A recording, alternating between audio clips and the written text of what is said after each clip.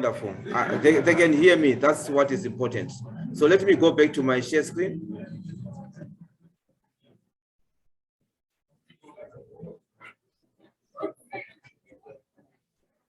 Okay, what correlation is all about? What correlation is all about?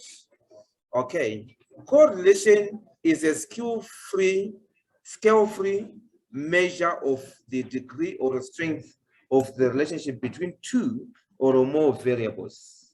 Okay, the relationship between two variables can be linear or it can be non-linear.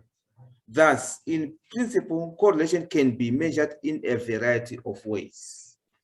It is, however, customary, and we shall do the same, to postulate some functional form of the relationship as linear. It is important to note that while association between two variables is often characterized as linear, this is only an assumption. This is only an assumption. Okay.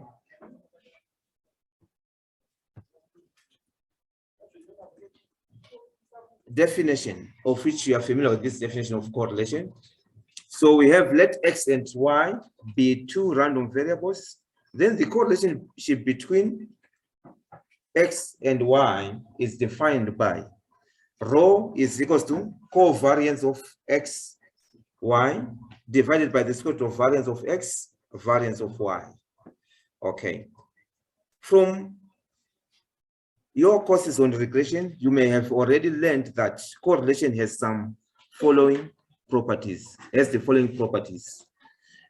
Number one, correlation always lies between what? -1 and 1. Okay.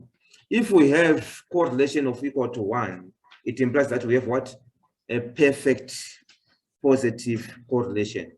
If we have a correlation that is equal to -1, it implies that we have a perfect negative correlation. If we have a correlation equal to 0, it implies that we have no linear relationship between the two variables X and Y. If it's around 85, 90, and so forth, that means we have what?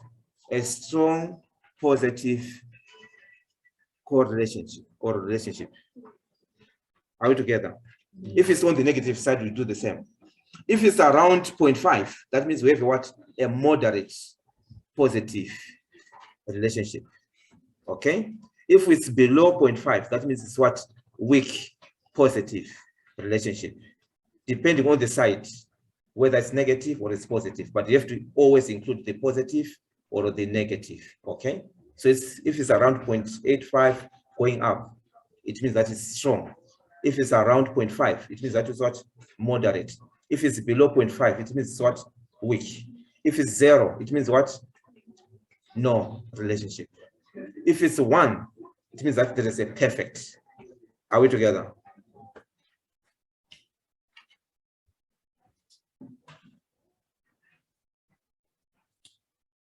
Now, if you are given a sample, we can note it by what? By rho hat or by R.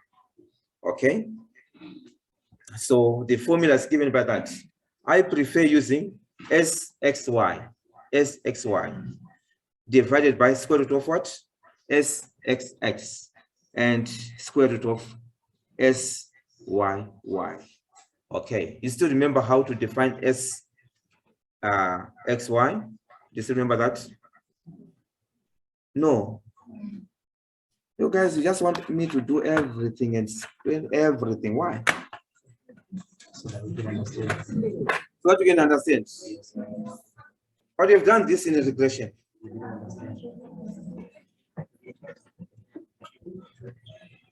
If I stop sharing,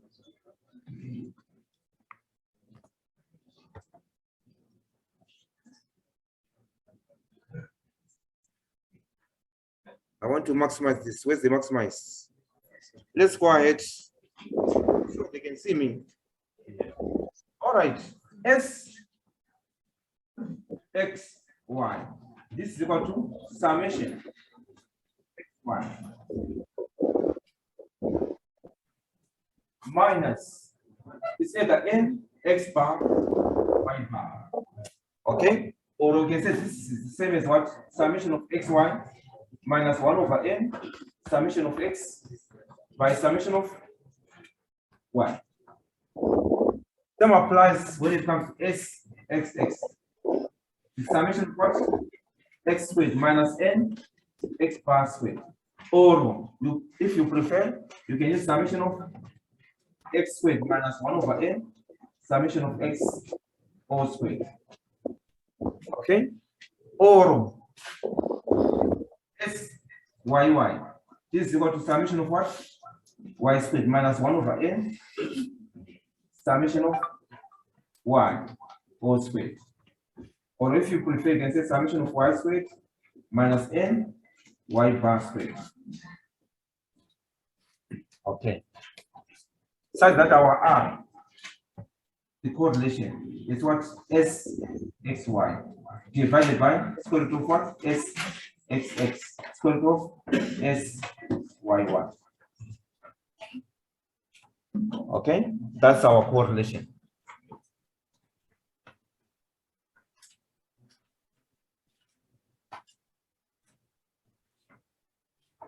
Now, next.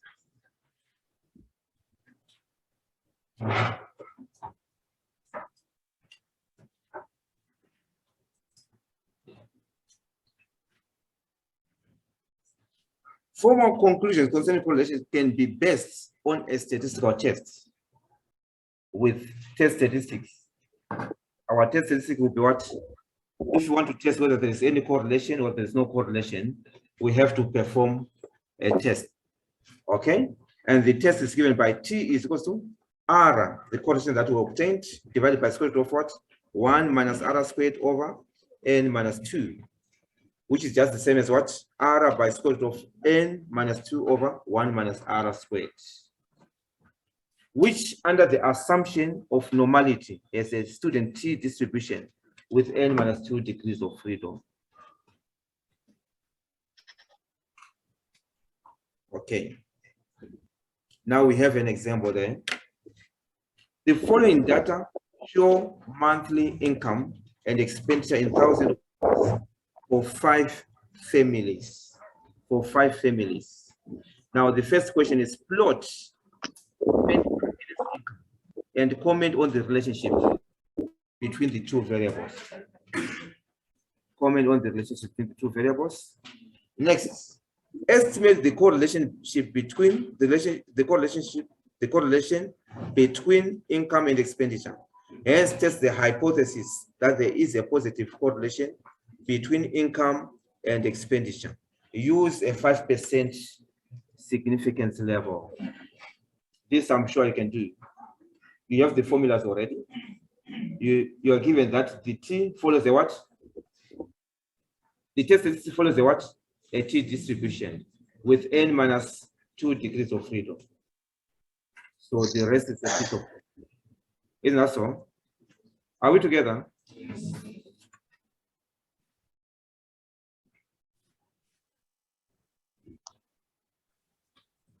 So the first part was plotting, of which you know how to plot. Then the second part is the hypothesis test. Okay, testing whether there is any relationship or a correlation between X and Y. Okay, so our H naught is rho is equal to 0 versus rho is greater than 0 because we are testing for positive correlation. Are we together? That's why I had to say rho is what? Greater than 0 there. The required sample calculations are, because we want to insert them in these formulas here. So we have to find summation of xy, x bar, y bar, summation of x squared, summation of y squared. Okay. So summation of x is 20, summation of x, y is 13, summation of x squared is 90, summation of y squared is 34.2, summation of x, y is 54.4. Okay. So before I even substitute into the formula, I prefer just calculating SXY, SXX, and SYY. Are we together? So now substituting now for the S xy. We have S summation of xy, which is what? 54.4. Then minus 1 over n. What is our n there? 5. And what is summation of x? 20. What is summation of y? Now substituting, you'll get your answer there. And is it simple? That you can do. That this I can skip. Yes. Okay. Same applies when it comes to some SXX. It's the same thing. And also for SYY. You can do it during your own spare time. But the final answer should be 0.9639. 0.9639. So what's your comment on the relationship between X and Y? Strong, positive correlation or relationship. Okay. And now to test whether there is real correlationship or relationship between X and Y, or a positive relationship. Now, this is our test statistic. I've given you the formula already, and that's the way how to test. Our T is equal to R divided by 1 minus R squared over N minus 2. Okay, substituting, we get the answer is 6.2668. Okay, and this is one-sided test because we are saying rho is greater than 0. 2 to 0. Okay, using statistical tables for the T, you should get a T value of what? For 3 degrees of freedom at 0.05. You should get 2.353. That's our table value. Okay. So now, since T falls within the critical region, what do we do? Reject H naught. Understood? Once H naught is rejected, we are assuming that then we go for the alternative. Okay, hence H naught is rejected and conclude that there is a positive correlation between income and expenditure. Is it not straightforward? It's straightforward. Thank you. At least let's, when I ask you a question, if you respond, it will be good. Okay? When you are quiet, I don't know whether you're understanding or you're not understanding. Okay, now let's move on to the next part. Simple correlation provides a measure of dependence.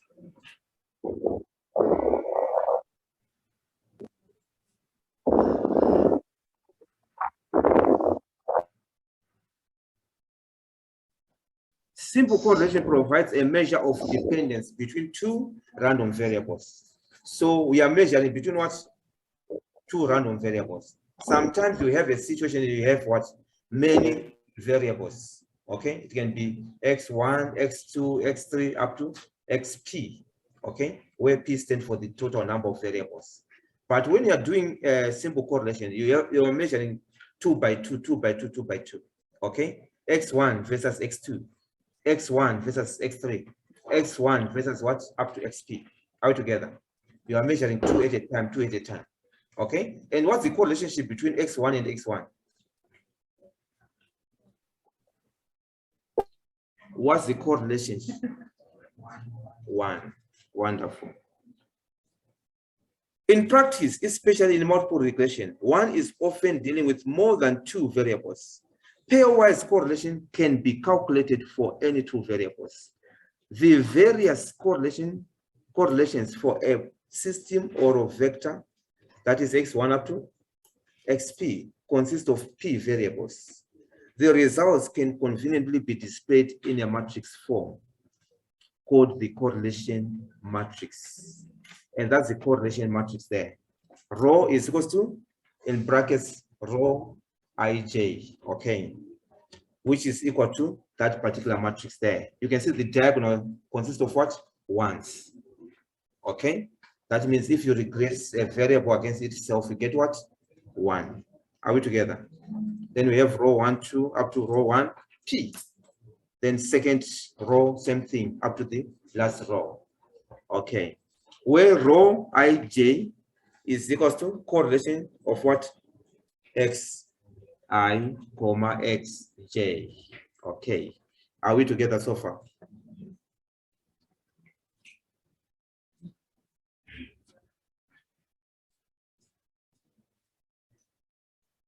Forgive me, I have to keep on admitting. So I'll find a way of people just logging in themselves and using the passport.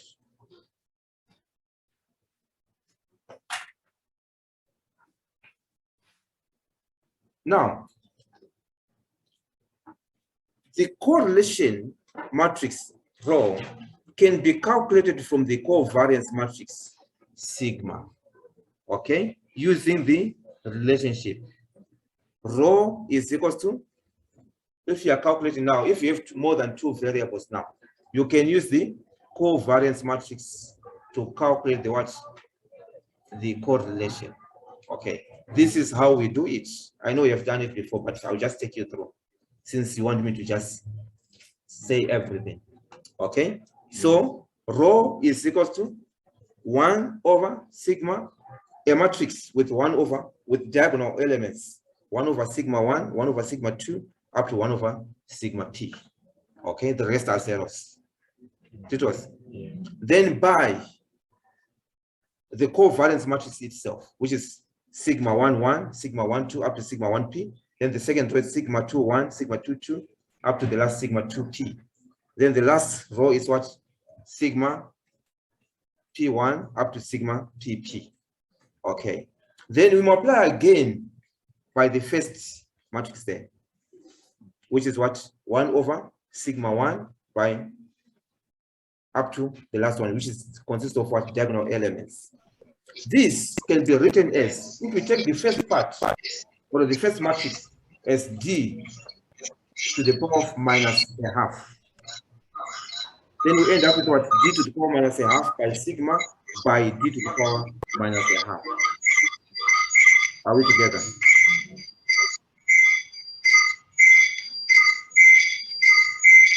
Puma, can you turn off your mic, please? Puma, can you turn off your mic, please?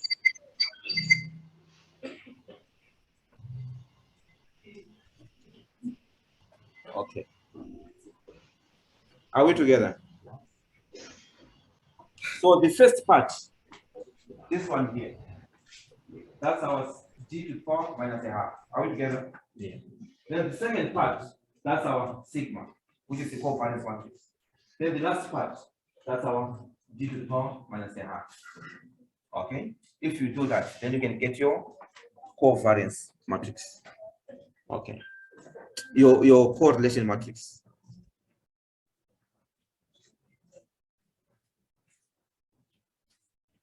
Okay, this is when you are dealing with the population. When you are dealing with the sample, you also do the same for the sample.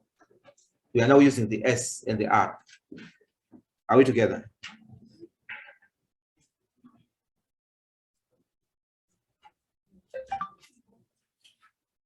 Use the expenditure data given in the above example. Calculate the sample covariance matrix S, then calculate the sample correlation matrix R.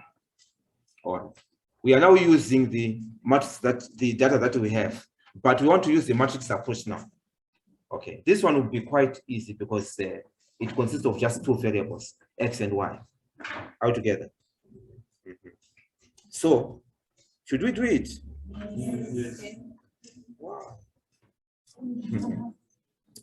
Why a big yes? All right, we have the data already. We have the solution here. Okay, we have the data already and the values. So now let's find SXY. What is it equal to?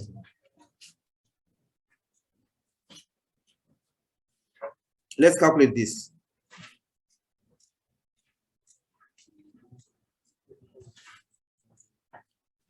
What is the answer here? I'm showing the values there. Can you quickly calculate this? It's equal to 2.4.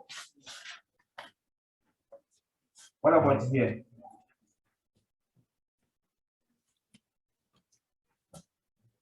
Can you calculate?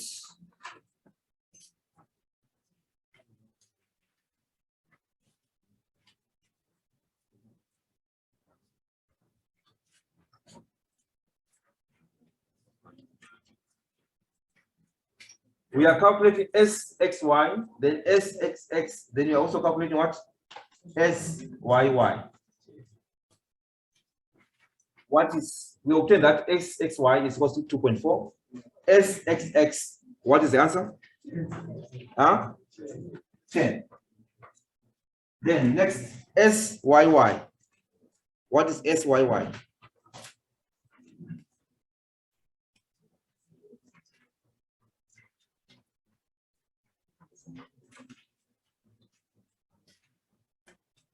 What is the answer?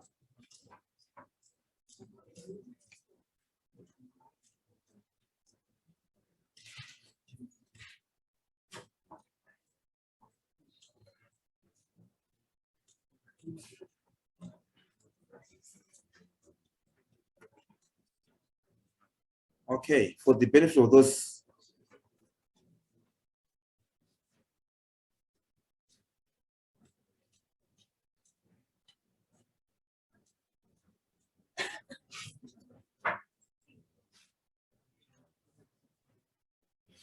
what is the answer? I'm waiting for you.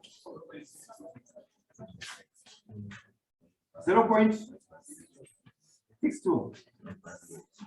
Okay. Now you have these answers. I'm going to erase this so that I can write the matrix now.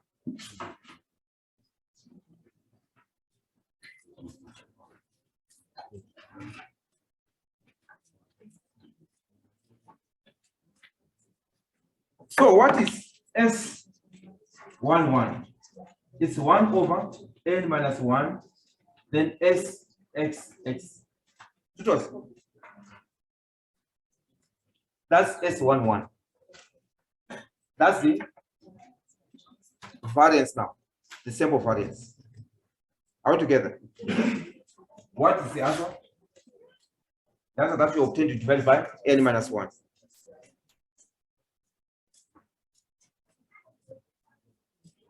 Same applies S22, which is 1 over n minus 1. S11.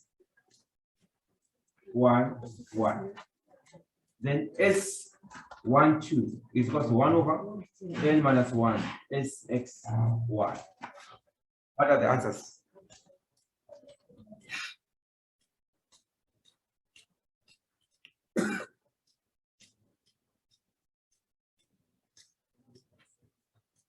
Zero comma. Next.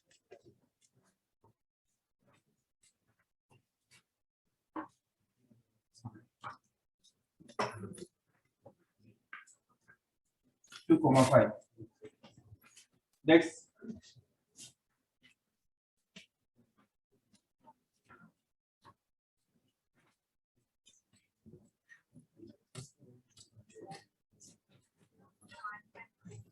Zero comma.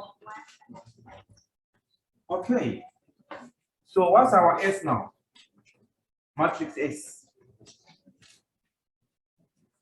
which consists of S11, S12, S21, S22. This is equal to S11 is what?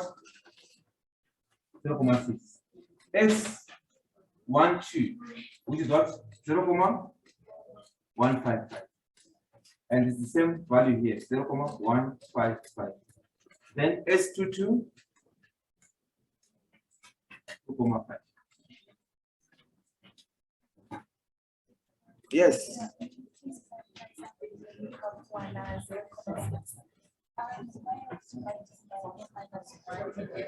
How do you get the sample variance? No, it's not. She is asking you a question. Can you listen to me? She said, isn't SXX also the sample variance? That's all. How do you calculate sample variance? S is equal to 1 over s squared is equal to 1 over n minus 1 summation of what? X minus x bar squared. And it's to get sample variance. This part is just this is our. If you simplify it, you'll get either this being equal to the one that I said, summation of x squared minus 1 over n, summation of x in bracket squared. So this part here, the inside part here, that's the S6. Does that answer your question? So I'll do this.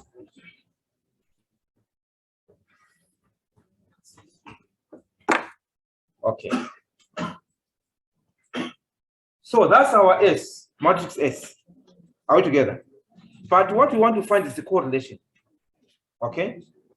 Correlation now, we'll say R, capital R, is equal to G to the power minus a half. Then S, then G to the power minus a half. I'm just using this as bold G. Okay? This is equal to G to the power minus a half. It's 1 over n square root of this. It was just want the diagonal elements. So it's 1 over S1, which is just the square root of this, 1 over square root of this. It was.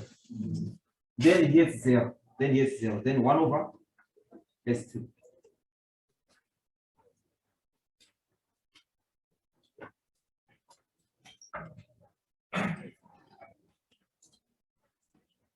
Then we multiply by S, which is S11, S12, S21, S22.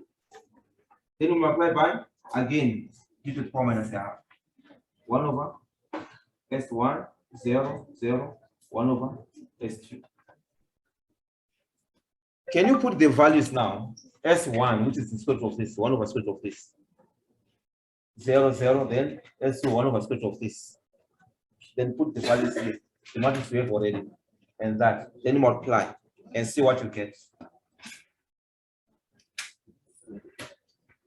Which will be our correlation matrix. Can you quickly do that? I'm sure you can multiply matrices. Can you quickly do that?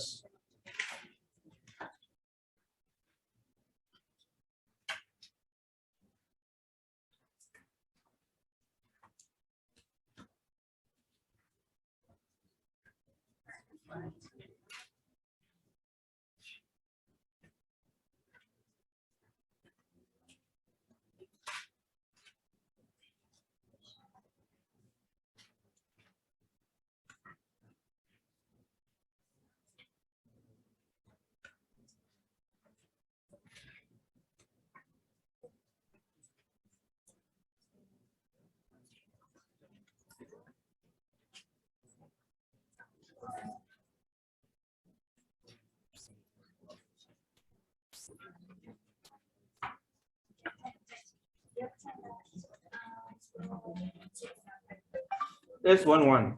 It's what? 2,5. Machines. As well. And it's supposed to be 2,5, it's supposed to be 0,6. So I'm going to change that.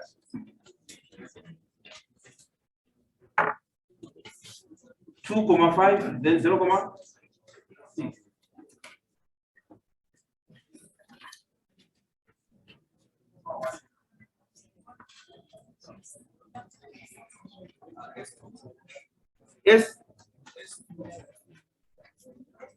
S2, S22, 0,15. Which is which? 0,155. What about S12? Oh, you are confusing me now. You are the one who are calculating. So which is which? Let's start from the top. Here. 2 comma, then S22, then S12, 0.6. That means you have to change here.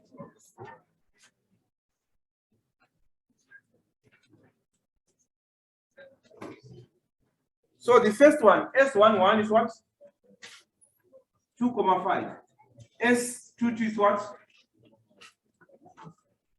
0.155. Is that correct? Then 0.6 and 0.6. Is it correct now? All right. So now, can you substitute and multiply this? What are the answers? I can tell you straight away. You should get 1 here. You should get 1 here.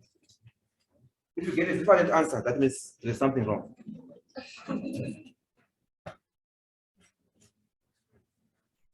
Then you should get 0.96 what? Huh? What are you getting? 0.96 something. 38.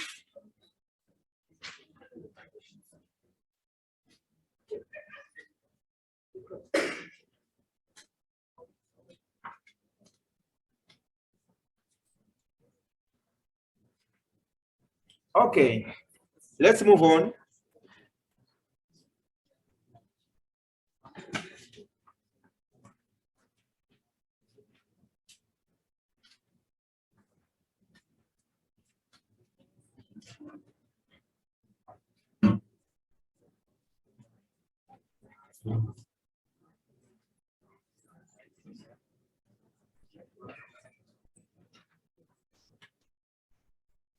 All right.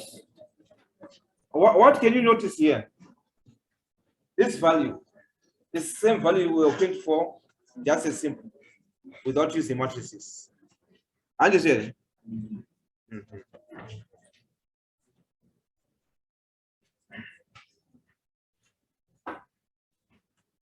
So let's move on.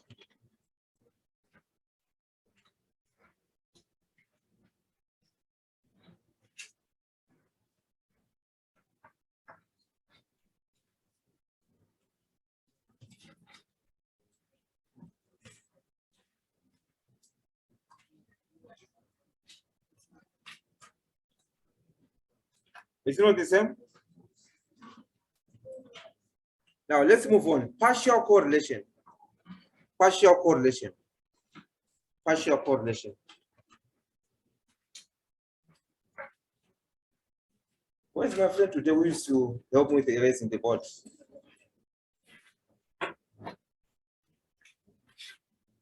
Partial correlation.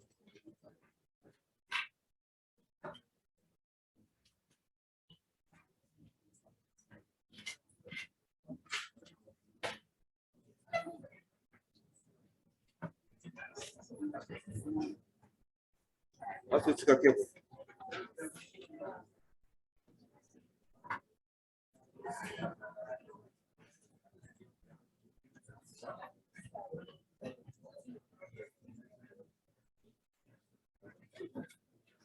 Partial correlation.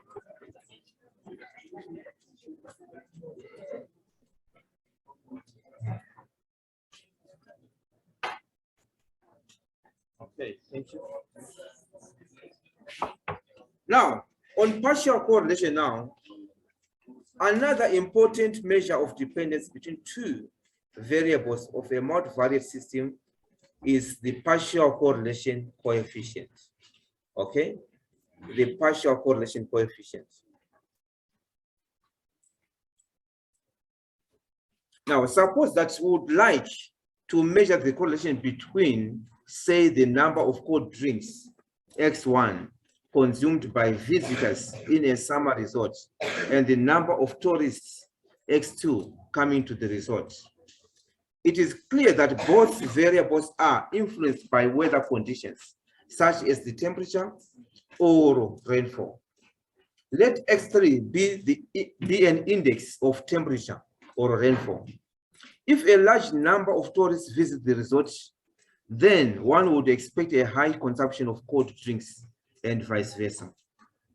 That is, we expect the number of cold drinks X1 and the number of tourists X2 to be positively correlated.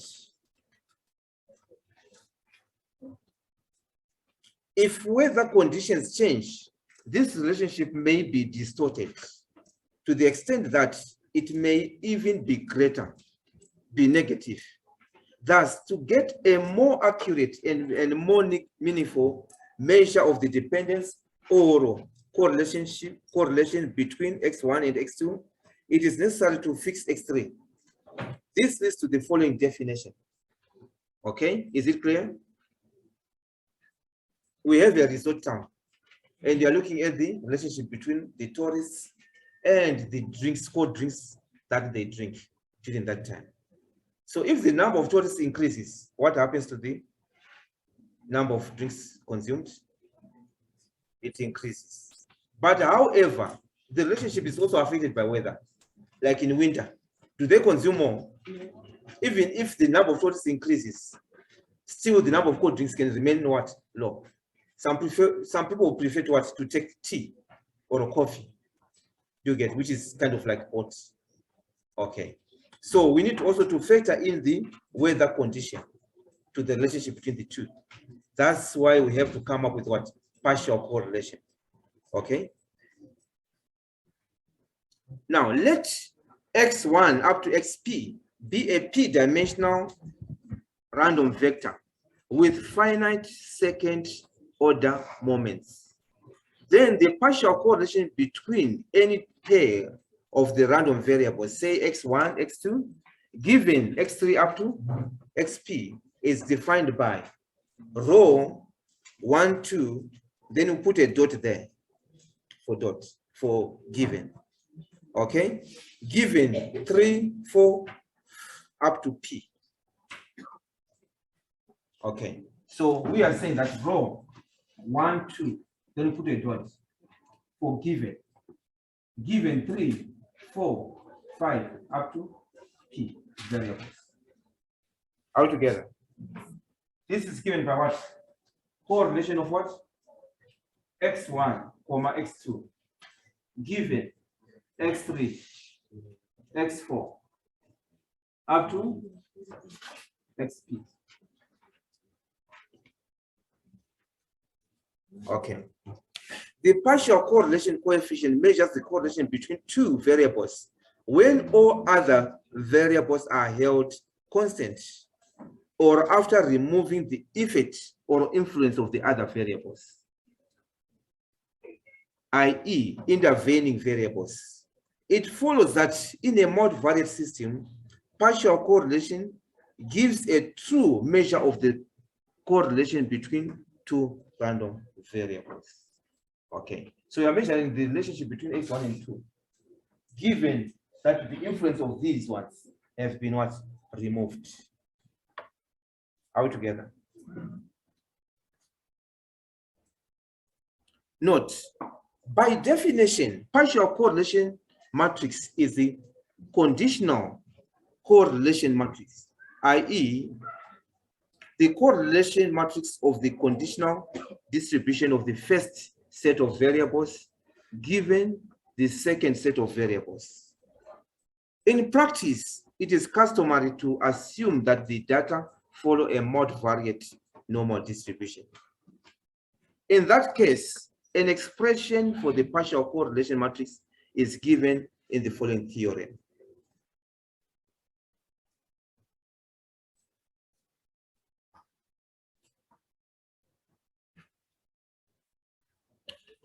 So now we have let X1, X2 up to XP. That means we have P what? Variables here. P is the number of variables. Be a p-dimensional multivariate normal random vector with covariance matrix given by that sigma is equal to sigma 1, 1, sigma 1, 2, sigma 2, 1, sigma 2, 2. And note here, the sigma 1, 1 is now a combination of what? Of a number of variables. It can be 2 variables, 3 variables altogether. Then sigma 1, 2, sigma 2, 1, and sigma 2, 2. So sigma 2, 2 represent the remaining variables. The first set of variables that we are interested in is what? Sigma 1, 1. The next is what? Sigma 2, 2. That's the remaining variables. Okay? Then sigma 1, 2, and sigma 2, 1 is a combination of the two. Are we together? Is it clear? No. Like our example here, the first two here, these ones, when we take the covariance of the first two, we will take it as what? Sigma 1, 1. Then these remaining variables, when it comes to this variance, is sigma 2, 2. Do you get it? Then the combination of these will be what? Sigma 1, 2 or sigma 2, 1, depending on which side it is. We'll do an example. Are we together? So now, that's just defining that. Then the conditional covariance matrix and conditional correlation matrix, i.e. matrix of partial correlations of say x1 up to xp, given up to xk, given xk plus 1 up to xp are given respectively by. Now, let me erase this.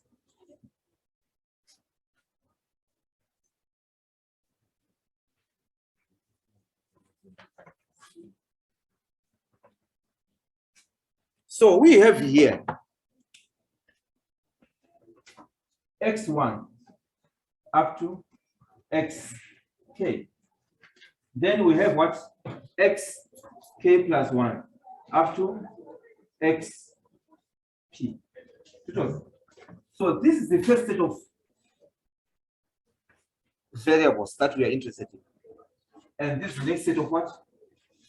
Variables. So we'll take this one as our 1. We'll take this as what? 2.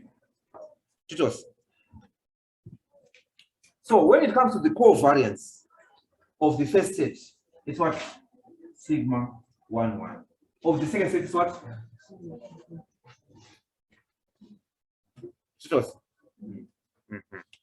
So now, what is the, first of all, the covariance of sigma 1 given 2? Sigma 1 given 2 of this set given this particular set. Are you getting it? Sigma 1 given 2. Very clear so far? This is given by this formula now, the one that is written there. Is sigma 1, 1 minus what? Sigma 1, 2 by 2, 2. Is it inverse? By sigma 2, 1. Is that correct? That's the formula for obtaining the covariance of sigma 1 given 2. Same applies. Once you obtain this, you can obtain your partial correlation, which we denote by P. Okay? Which is equal to D to the power minus a half. The same formula by, is it sigma 1 given 2?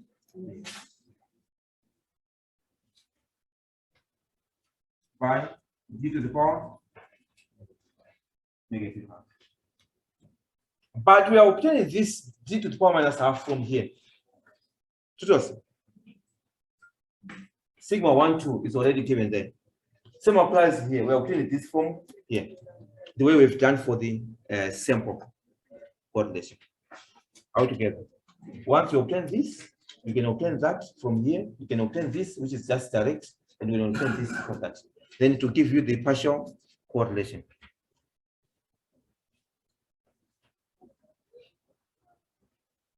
Okay. I've also put there. Note that D is equal to diagonal of what? Sigma 1, 2.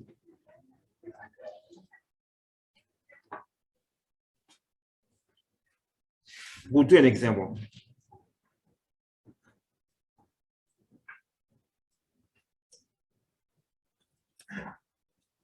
But so far, is it clear? Okay. Now, let's move on to the next. This is an example to illustrate this now. So I'm wondering for this example, let me see. All right, we have the matrix there.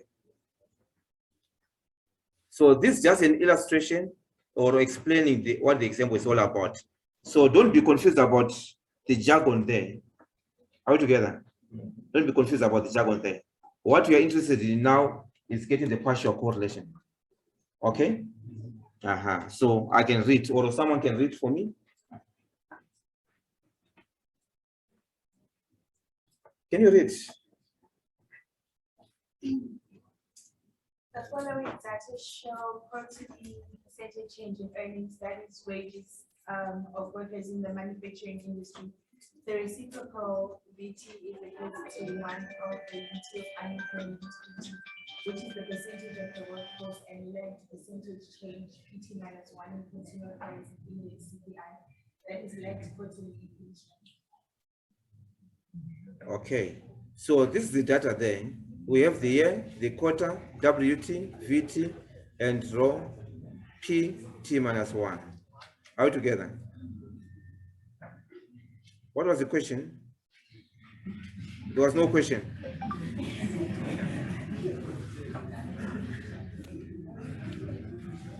So now, given the sample covariance matrix, so given that covariance matrix S is equal to that, find the sample correlation matrix R.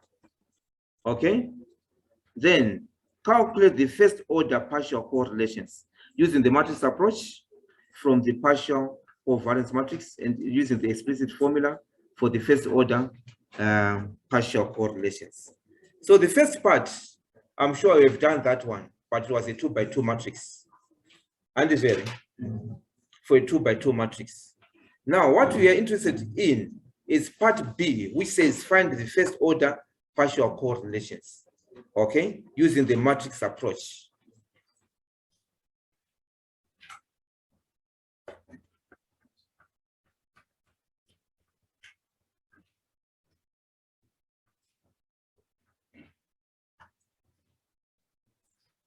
So this is where how to find the correlation. The solution is given there, okay, which you can do. Are we together? We have done for 2x2. Now is what? A 3x3 matrix. You just extend now. Okay? Tutors. Some they look so tense and they're thinking this thing. Okay.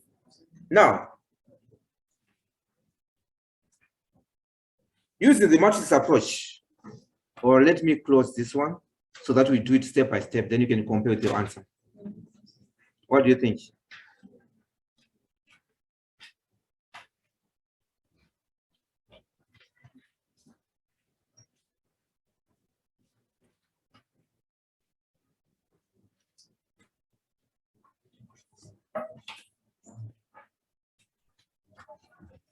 Using the matrix approach now, we have that matrix, the sample covariance matrix. So part B1,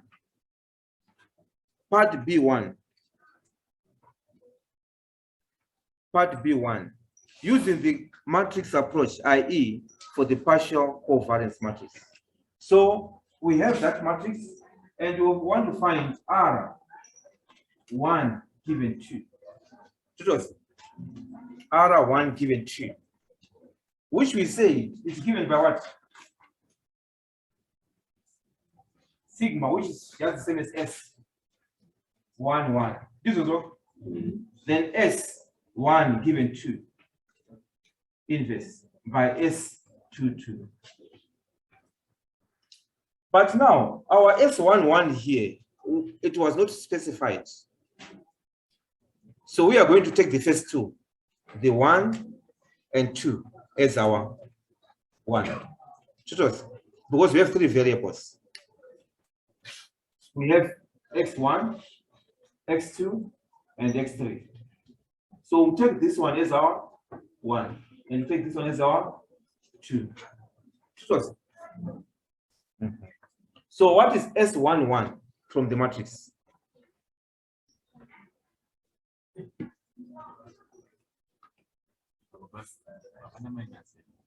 But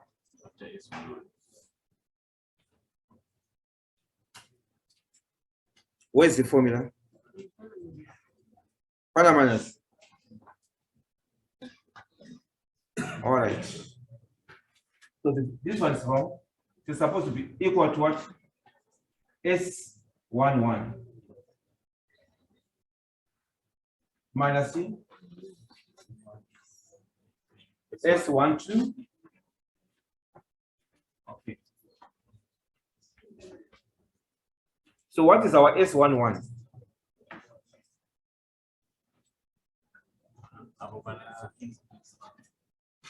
Where? I think the formula is totally wrong. Let me just write here. It's what? S11 minus 12 S inverse S21. So what we want to do is to identify what is S11, what is S12, what is S122, what is S21. Then for this one, you get the inverse of it. All together. So let's write down the matrix now. Then we split into those different components. So we have S is equal to, what's the first value? Can you help me? 1.6 384. The next 0.0264. Next 0.59. Next 0.0264. Next 0.0010. Next 0.0030. 00. Next 0.5924. And then 0.0030. Next 1.6835. 1.6835. Okay. So this is our X1, X2, and X3. Are we together? Sum applies X1, X2, X3. But we want to combine X1 and X2. Are you listening? We want to combine X1 and what? So if you are to partition, you partition this way. X1, X2, X1, X2. Is it clear? So this one now, the first part X1, X2, that will be our S11. Is it clear? Then this other part here, that's our S22. And this will be our S12. This will be our S22. S21. S21. Is it clear? So R1 given 2 is equal to S11. S11 is given by what? 1.6384. Then 0.0264. Then 0.0264. Then 0.0010. Then you say minus S12. What is S12? Is it clear? Yes. Which is what? 0.5924. Then 0.0030. Then S22 inverse. S22 is this one here. And the inverse of that, since it's just one value, you just say 1 over that. 1/4. Anderson. Between 1 over 1.6835. Then by S21. S21 is this one here. 0.5924. Then the other value is what? 0.0030. 0.0030. Then we simplify that.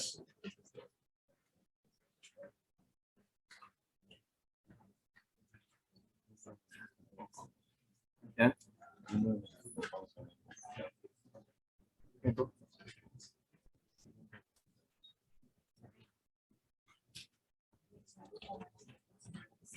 Can you quickly do this?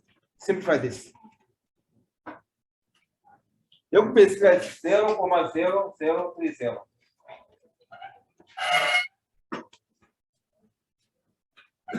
Can you simplify that?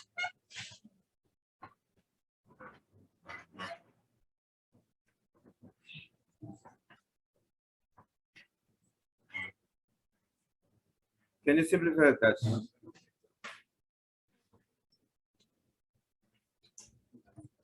Let everybody do it. It's also a way of practicing. Okay.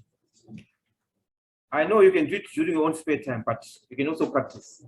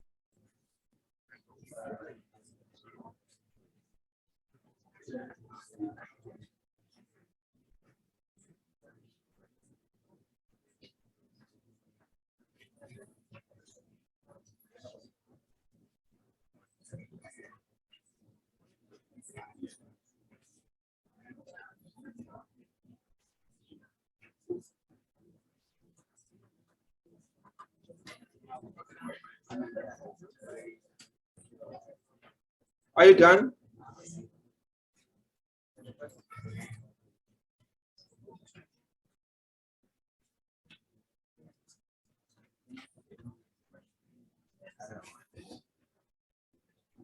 But so far, Zulun's figure. Zulun's figure. Okay.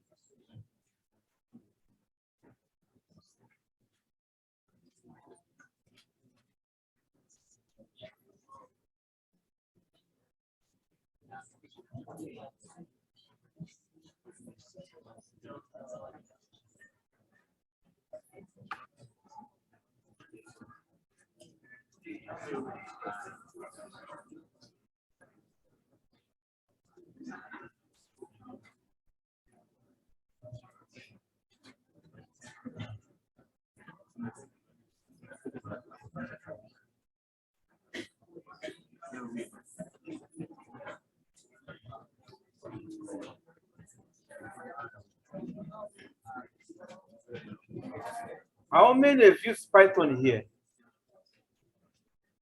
You have used Python. How many have used R? How many have not used R or Python? So which is which? Which is which? So if you have not used, that means you have used. So, huh? You've used R. So why are you not using your hands? What about Python?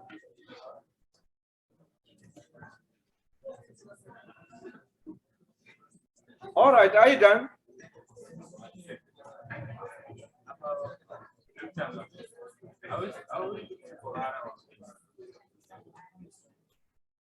For what?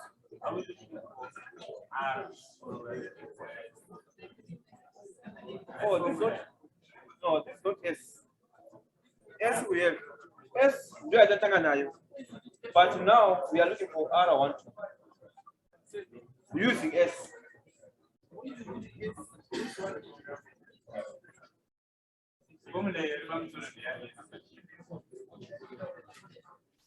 You are right. Why didn't you correct me? So here, suppose S give 1 given 2. Then to saga R1 given 2. Okay. Hello. Hello. This one is supposed to be S1 given 2 altogether. Then that's what that's what you're going to use to find what R1 given 2.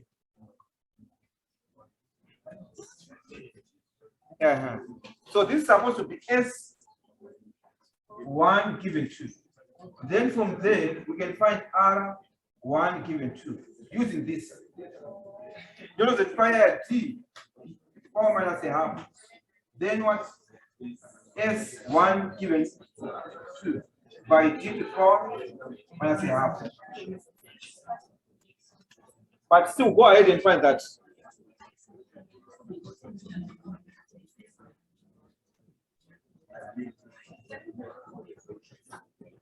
So what is the answer there?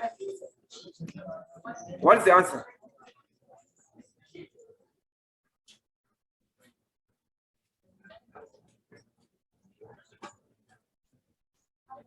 But at least, okay, so that I can move, we can progress.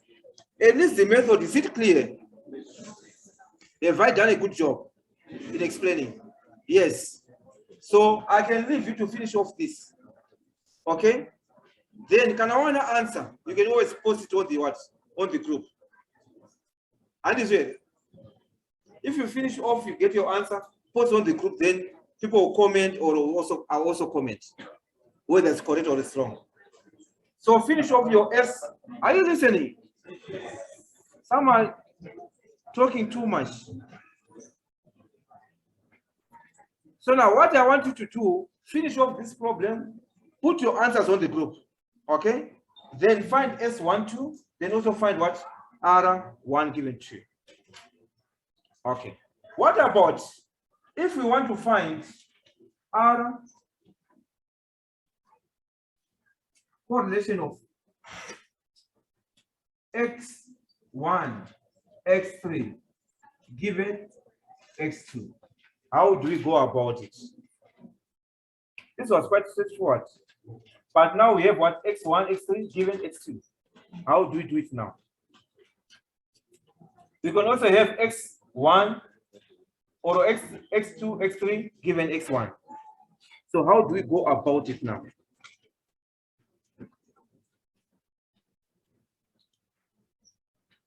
How do we go about it?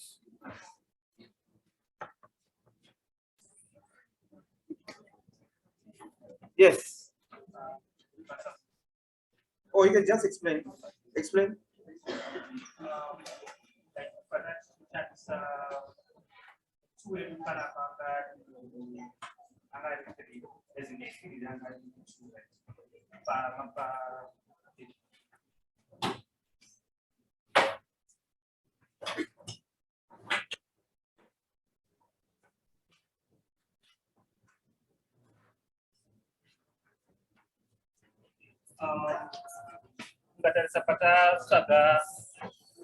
Listen to him. This one, so this was supposed to be S1 given 2, right? Now, Tangachivara pana 3 pana was 2 edu angari 3 was the shasa pana about X1, X2, X1, X3, X2. So I can give you a different marker. So now X1, X3, now Nova 1 and then X2, GR2, right? So pana patent Dr. Shansa formula yedu tosaga S11. So S11 which anengaji tenda kufara pana 2 pana. Right. So formula yedu inengia tenda kufara these 4 values are. And then arata fara pana 2 pana and then takuda kutora S12, right? S12 titarisa panapa tatora these two values, right? For S12 tatora these values, right? So now kana takuda S12 tinda kutora these two values aripana 2 are correspond to goes in there 2, and then kana takuda S22 takutora. Are you getting him? Yes. S22. S22 takutora pan intersection data to 1 over this part. Then S22, and then S21 we will get this one. You have we will get S21. So go pan can see but given up. Unge na mani matrix yacho like x2 ndo ndio atina nge given so tunaenda to vara pana kule. Okay. What is simple? The simplest way you can do, you are given x1, x2 now. Okay, listen. We want x1, x3. So you would say x1. Then instead of x2, you say what? Then you move on to x2. So same applies, you put what? x1, x3, and x2. This one, you will not get confused.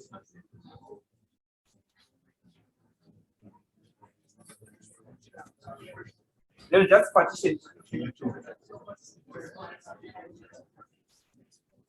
So just rearrange your matrix into this. After rearrange into this, then everything else becomes this. This will become your sigma 1, 1, sigma 1, 2, sigma 2, 1, sigma 2, 2. Understand?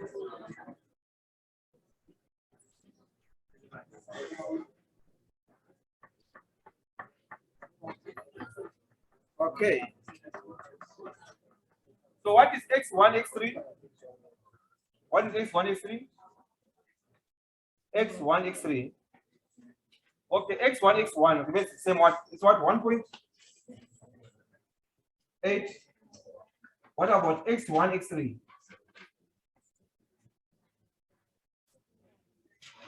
Then x1, x2. 0.264. What about x3, x1? 0. Then x3, x3. x3, x3. 8. Then x3, x2. x3, x2. 0.00. What about x2, x1? 0.02.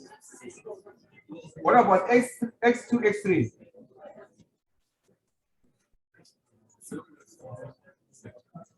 0.00. What about x2, x2?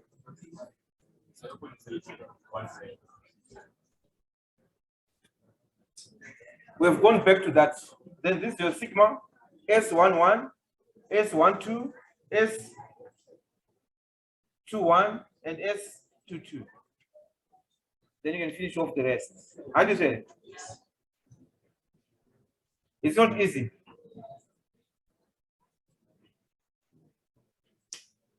Now let's move on.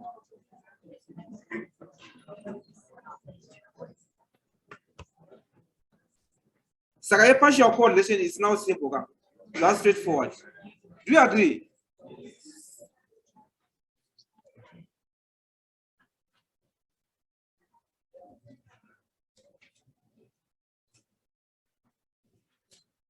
Now let's move on to the next. My solution is actually for red eye. You can see them.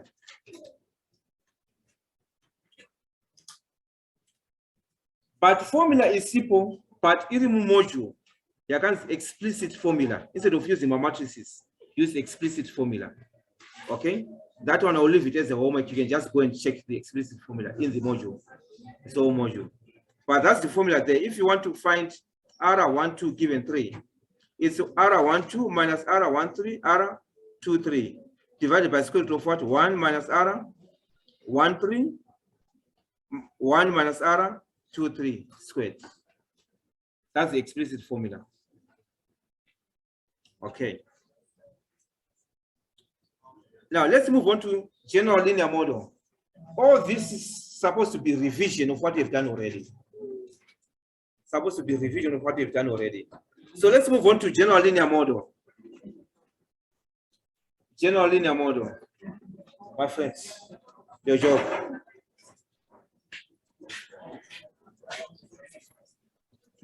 Andi makazvita kazvinizvi. Makazvita. Serious? Regression, y is equal to beta naught plus beta. Yeah? It's just the name.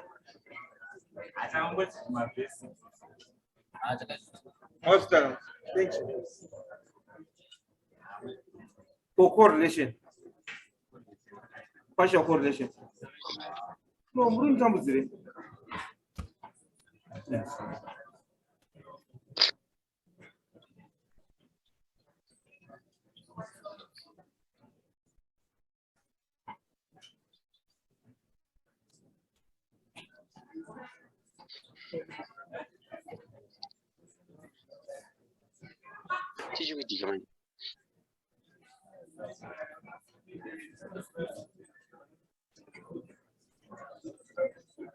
All right, let's move on. General linear model. General linear model, those are the regression models that you've done already. Y is equal to beta naught plus beta 1 x plus the error term. Okay, but for problem's sake, let me just take you through, but I will not spend much time on this. Okay, so that we just have a recap. Okay, in many researches, the objective is often to establish or assess the nature of relationship. If any among variables of a physical, i.e. natural system, regression analysis is concerned with the construction of statistical models in which one variable, the variable of interest, described in terms of the other variable of the system. It is by means of the model that inference and conclusions about the system can be made, e.g., strength and direction of the relationship, prediction, etc.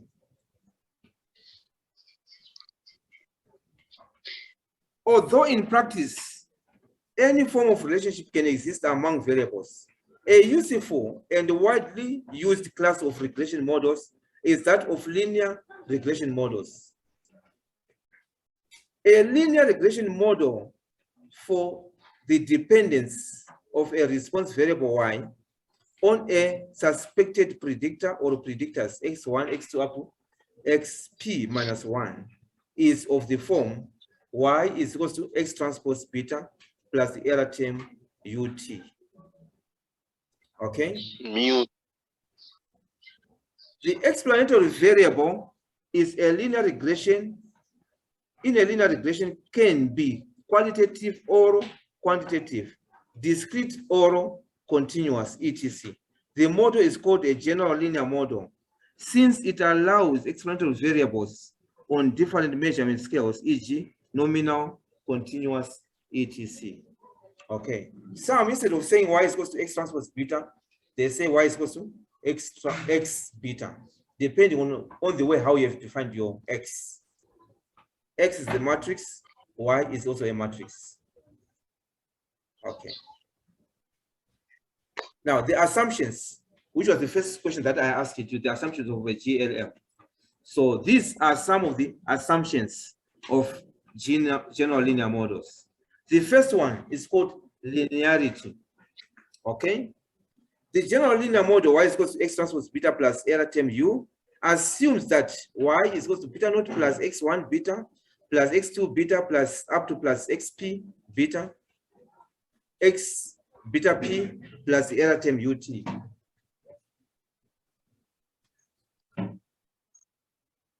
Okay, with the error term, expected value of u is equal to 0.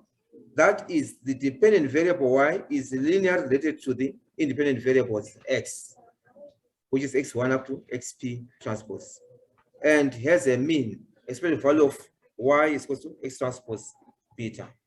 Okay, that's the linearity assumption. So the first assumption is linearity. Okay. Second assumption, independence. Independence. So the first assumption is what? Second assumption is independence. This assumption asserts that the error terms ut and the observations yt are independent, or at least uncorrelated.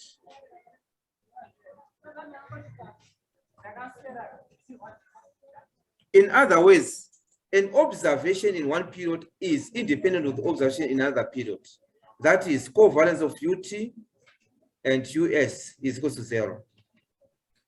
When this assumption does not hold, we say that there is no correlation.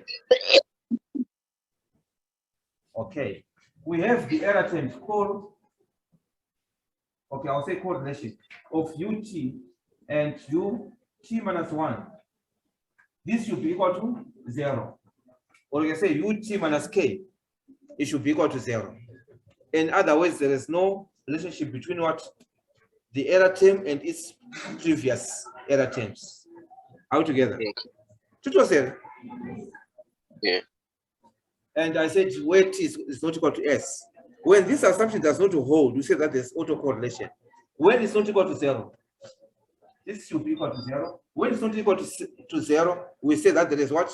Autocorrelation. And autocorrelation, it will be a chapter on its own. I'm sure it's the next chapter when you're talking about autocorrelation. All together. The assumption ensures that parameter estimates have certain optimal properties. Since in econometric modeling, regressors can be random, it is also assumed that the error term u and x are uncorrelated. That is, the covariance of u and x is equal to 0. That's another assumption. The covariance of u and x is equal to 0. Okay, we'll also talk about this in detail. Are we together? I can hear some people talking. It's a Zoom. Yes, you are together. Yes, Okay. we are together. Thank you, Hazel. Number 3, homogeneity. Homogeneity. The assumption says that variability at different times or different periods is the same, i.e. constant or homogeneous. Symbolically, the assumption says that the variance of the error term ut is equal to sigma squared. It's constant. The variance of the error term is what? Constant for all t. When this assumption is violated, we say that there is heteroscedasticity. Okay. So we say the error term ut is normally distributed with mean zero variance sigma squared. In other words, the variance is what? Constant. When the variance is not constant, when the variance is constant, we say that is what? Homogeneous.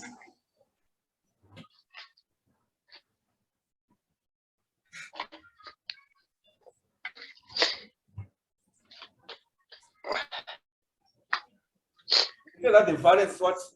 Homogeneous when it's constant. When it's not constant, we say that it's not homogeneous. Okay. It's another chapter that we are going to talk about when this assumption is violated.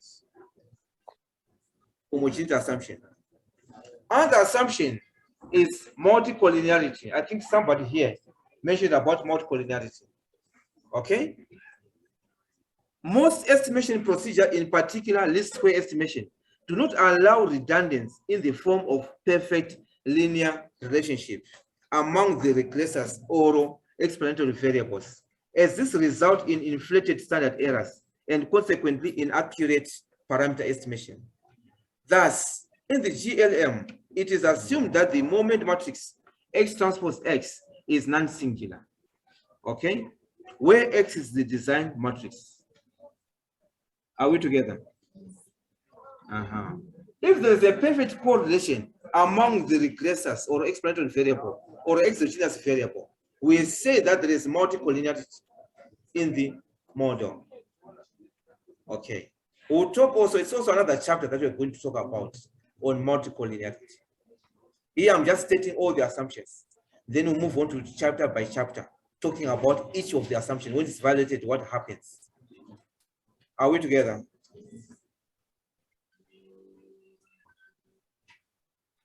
Normality assumption, which is what I've just written here. Okay. Statistical inference requires knowledge of the sampling distribution of model parameter estimates. A common distribution assumption in parametric statistical inference is that the observations are normally distributed. The normality assumptions, independence and homogeneity assumptions can be combined and expressed more precisely as UT is NID, normally, identically, is it identically distributed or independent distributed?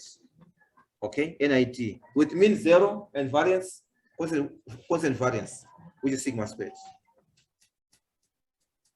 Now, going now into details of OLS, which we have done before, I'll just browse through.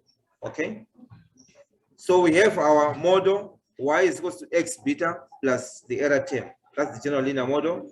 The where y is equal to y1 up to yn, x is equal to 1 1 1 x1 and so forth, then beta naught up to beta k and the error terms.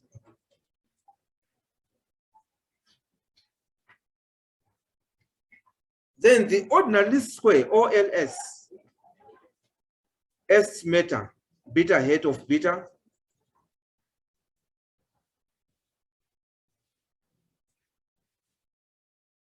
that beta hat which minimize the error term that, and of which I think you have done this. Is that so? So what I can just do is that if the assumption of the GLM are satisfied, then one can proceed with the steps of econometric model. Okay, then our beta hat is given by that formula there, which is beta hat is equal to x transpose x inverse by x transpose y. Okay, that's the way how we estimate our beta. Then also the y hat, the predicted value is given by that formula. Okay.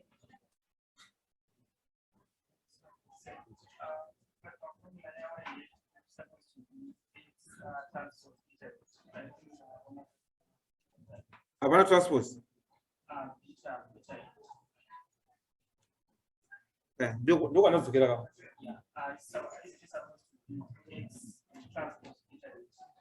X transpose.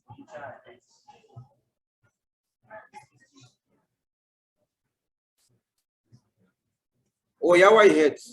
Yeah. So put beta head there. All right.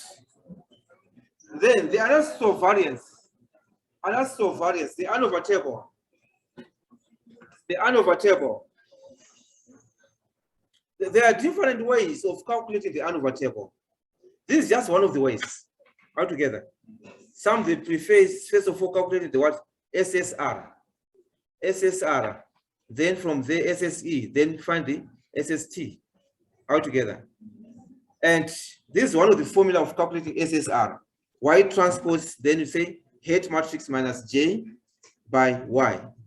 Then SSE is what? Y transpose 1 minus the hat matrix by Y. Then we also have SST is equal to Y transpose I minus J by Y. Okay, the rest remains the same. This is one way of calculating the SSE, SSR, and SST. Okay. I think the way you have learned, if it's not this way, is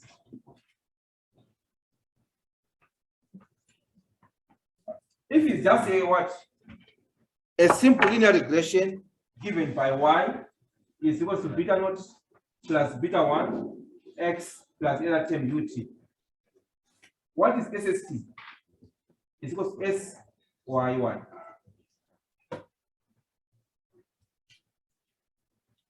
Understand? What is SS regression?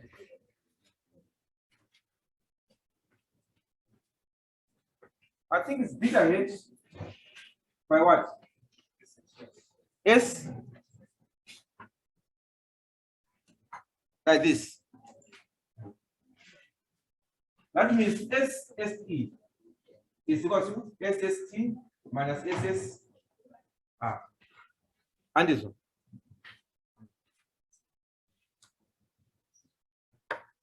But if you have more than 2 regressors, this one will be better. Or if you are making use of a computer to program, this method is better. Okay, you need to find out what is the head matrix, how to present the J matrix, how to present the identity matrix in order to use that. So when you're using computers, that one's better. And when it's a multivariate, you can make use of that altogether. But when you just have one regressor, it's easier to use this. Okay.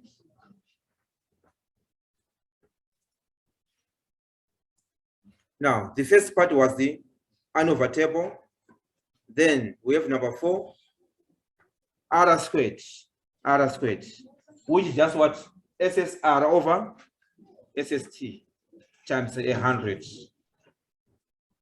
which is the proportion of variation explained by the model. Okay.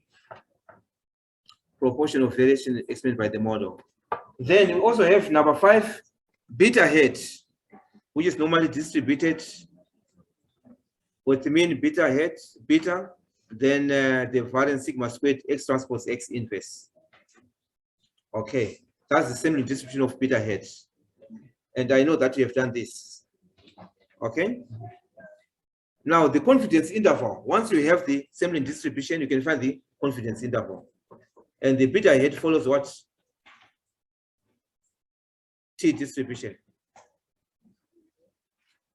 Okay, then you can find that the beta head, if you want to find the confidence interval, beta head plus or minus T n minus P at alpha over 2, then standard error of beta head. Okay, then same applies is the expected mu head Y. It's also obtained by that number 7. Then sigma, the variances, corresponding variance is given by number 8. And the rest. Okay. Now, this is an example to illustrate what we have just done, which I will leave for you to do. Okay. So all these questions, the formulas are the ones that I've just given you. That's the end. Now, also we have worksheet 2. Worksheet 2, as you can see, and have your attention, please. As you can see, worksheet 2, those are simple things that you have done already. Understand? Who is saying, First one, find beta naught and beta 1. Can't you do that? You can do it. Second question, find the fitted values Y heads. Can't you do that? Hence, find the residuals. Can't you do that? Which is the actual value minus the predicted value or fitted value. Next, set up the analysis of variance table, the ANOVA table, of which you can do that. Can't you do that? All those questions, you can refer to the formulas. Okay, that's question 1. Question 2, that's question 2 there. Question 3, again, estimate the parameters of that regression model. Okay, then question 5. Question 5, we have done a similar example. Can't you do question 5? Okay.